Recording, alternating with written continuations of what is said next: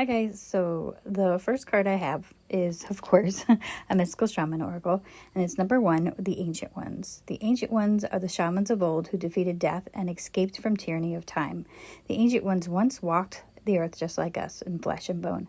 Now they reside in infinity and can counsel us after we say yes to our calling. They are available to help us to attain our full realization. And then the invitation talks about, it says the Ancient Ones are inviting you to reach into the future to help birth a new destiny for Earth. Go ahead and find out who you're becoming in 10,000 years from now. If you accept the invitation, great power and blessings will come your way and allow you to craft a new destiny for yourself. Do not hesitate to bite off more than you can chew because you have unlimited spiritual resources available right now. So obviously what this says to me, when I get this card, this feels so much like an ancestor or guide type of energy. This is definitely saying that, whether it's your calling, whether you feel this is your calling, and I don't like to say things that you have to do this or that. I feel like, if this is something that would resonate with you, then you would understand what this means to you. I feel like there's a lot of us that kind of feel like you're being called to say something or do something. And that doesn't necessarily have to be like a big action. That can also be something within yourself as well. But as my first column being my column of who this is about, this is somebody who can kind of maybe consider themselves as somebody represented by the High Priestess. Maybe you're somebody who is really intuitive and perceptive and able to kind of take yourself out of the situation and kind of look into things. But also with the Lovers down there, I feel like you're also able to balance the feminine and masculine side of yourself. But also maybe this could say that, you've taken this decision to be kind of like the High Priestess. This is a big calling of yours to kind of step into this. And when I say calling, it doesn't have to be like, the heavens part and then, God comes down and says, this is what you have to do. You know what I mean? Or like it just comes out. But I feel like people who would resonate with this, and I don't know how to explain it, but it's like something that you are just like feel the need to pursue, whatever it is.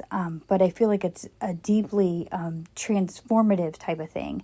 And it can be something that can transform others too, whether it's through inspiring others or inspiring change in others. So I think this is big. And I feel like you are somebody who is feeling this interaction.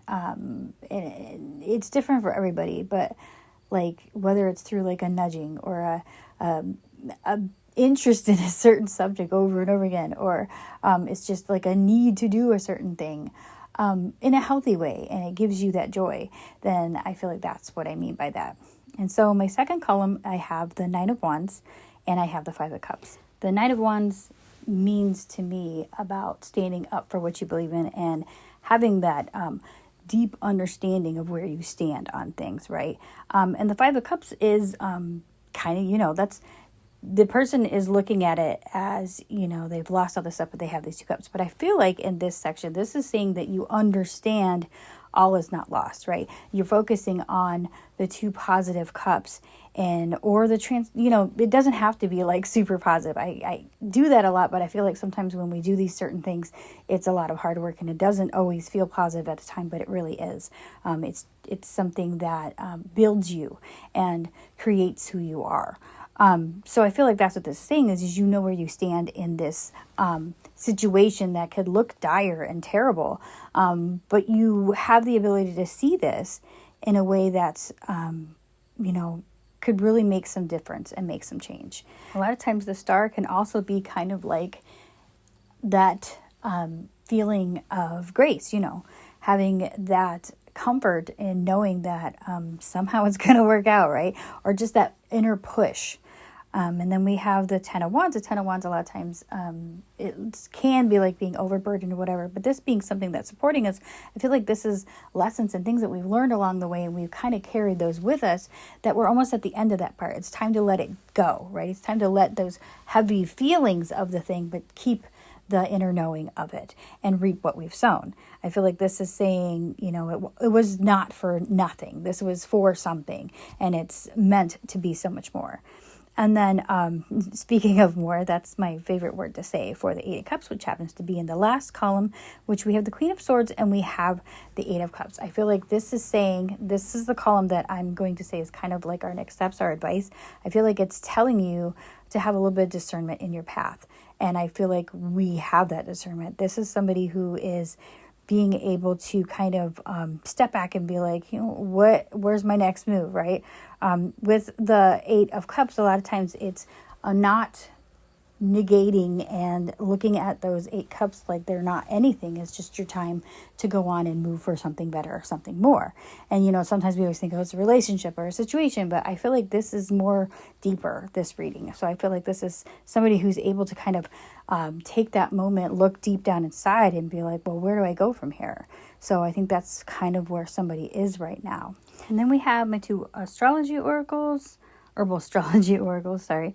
And then we have Amanita and we have Cacao, which are conduit and initiation. And I do feel like this. I feel like somebody is getting downloads, or, what they say, downloads, or like, feelings or understandings. And it's to be kind of like a messenger in a way, either through your actions or something you are creating is going to help kind of initiate and get that message out and kind of wake people up a little bit. I know it sounds kind of like whatever, but I mean, that's what we do here, right? Whoever you are, you're definitely being asked to at least be a conduit of that energy of spirit. And I feel like you'll know what this is. You might be kind of confused right now, but I feel like that's where that Queen of Swords comes in. And it's telling you to kind of take that stuff that you need to get rid of and kind of look deep within and use your discernment in that way. And thank you for listening.